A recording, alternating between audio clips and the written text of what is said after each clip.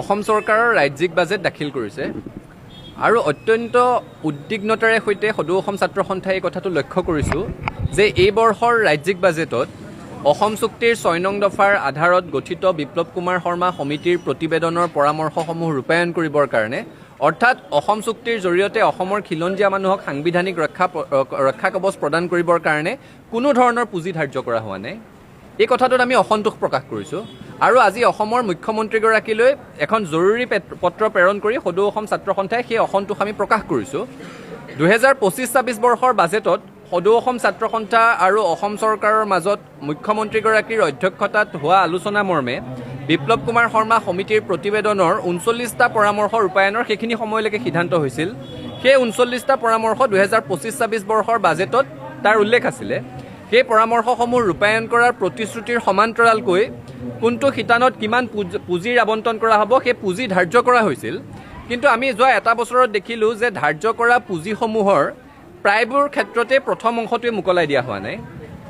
ক'ৰবাত ধৰি লওক ১০০ কোটি টকাৰ পুঁজিৰ যদি আবণ্টনৰ কথা আছিল, দুটা বাজেট বৰ্ষত সম পৰিমাণৰ ৫০ কোটিকৈ দিয়াৰ কথা আছিল, সেই ধৰণৰ পুঁজিসমূহ এতিয়ালৈকে মোকলাই দিয়া হোৱা নাই।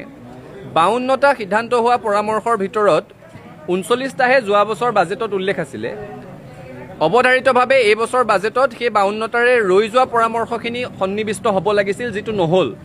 অসম চুক্তি সম্পৰ্কে, অসম চুক্তিৰ ৬ নং দফা সম্পৰ্কে এইবাৰ বাজেটত বিত্তমন্ত্ৰীগৰাকীয়ে কোনো ৰূপৰেখাহীন, কোনো পৰিকল্পনাহীন, নিয়ম মাফিক মাত্ৰ এটা উল্লেখ কৰি সামৰিছে, যিটো কথাত ছাত্ৰ সন্থাই অসন্তুষ্টি প্ৰকাশ কৰিছোঁ।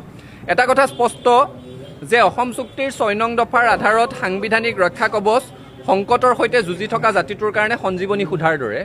ইতিমধ্যে চুক্তি সম্পাদন হোৱাৰ ৪০ বছৰ পাৰ হৈ গৈছে আৰু ইয়াতকৈ যদি বেছি দেৰি কৰি থাকে তেতিয়াহ'লে অসমত সাংবিধানিক ৰক্ষা কৱচ পালেও জাতিটো সুৰক্ষিত নোহোৱা পৰিৱেশ এটাত যাব।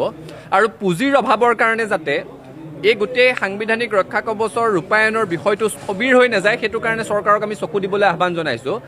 আজি আমি মুখ্যমন্ত্ৰীগৰাকীলৈ পত্ৰ প্ৰেৰণ কৰিছোঁ আৰু স্পষ্টভাৱে দাবী জনাইছোঁ যে যোৱা বৰ্ষৰ বাজেটত যি ৩৯টা পৰামৰ্শৰ বাবে ধন ধাৰ্য কৰা হৈছিল, সেইসমূহ ৰূপায়ণৰ বাবে ধন মুকলি কৰি দিব লাগে। যোৱা বছৰ ৫২টা পৰামৰ্শৰে যিসমূহ পৰামৰ্শ বাজেটত উল্লেখ কৰিবলৈ ৰৈ গ'ল, সেই বিষয়সমূহতো পুঁজি ধাৰ্য কৰিব লাগে, পুঁজি আবণ্টন কৰি ৰূপায়ণৰ ব্যৱস্থা গ্ৰহণ কৰিব লাগে। এই বিষয়সমূহ, কাৰণ মুঠ বিষয় আছিলে ৬৭টা, বিপ্লৱ কুমাৰ শৰ্মা সমিতিৰ প্ৰতিবেদনৰ ৬৭টা বিষয়ৰ ভিতৰতে ৪০টা অসম চৰকাৰৰ আওতাত পৰে, ১২টা উভয় চৰকাৰৰ আওতাত পৰে, ১৫টা কেন্দ্ৰীয় চৰকাৰৰ আওতাত পৰে। অসম চৰকাৰৰ আওতাত পৰা ৪০টা আৰু কেন্দ্ৰীয় চৰকাৰ, ৰাজ্য চৰকাৰ উভয়ৰে আওতাত পৰা ১২টাৰে ৰাজ্য চৰকাৰৰ কৰণীয়খিনিক লৈ মুঠ ৫২টা পৰামৰ্শৰ সিদ্ধান্ত হৈছিল। এই ৫২টা পৰামৰ্শৰ ৰূপায়ণৰ অগ্ৰগতি সম্পৰ্কে কি ধৰণেনো চলি আছে এক আলোচনা অনুষ্ঠিত কৰিবলৈ আমি অসম চৰকাৰৰ মুখ্যমন্ত্ৰীগৰাকীক দাবী জনাইছোঁ। একে সময়তে কেন্দ্ৰীয় চৰকাৰৰ আওতাত পৰা বিষয়সমূহৰ সন্দৰ্ভত আলোচনাৰ কাৰণে মুখ্যমন্ত্ৰীৰ উপস্থিতিত সদৌ অসম ছাত্ৰ সন্থা আৰু কেন্দ্ৰীয় চৰকাৰৰ মাজত আলোচনাৰ প্ৰতিশ্ৰুতি আছিল। সেই প্ৰতিশ্ৰুতি পালন কৰিবলৈও সোঁৱৰাই দি আমি আজি মুখ্যমন্ত্ৰীগৰাকীলৈ পত্ৰ প্ৰেৰণ কৰিছোঁ।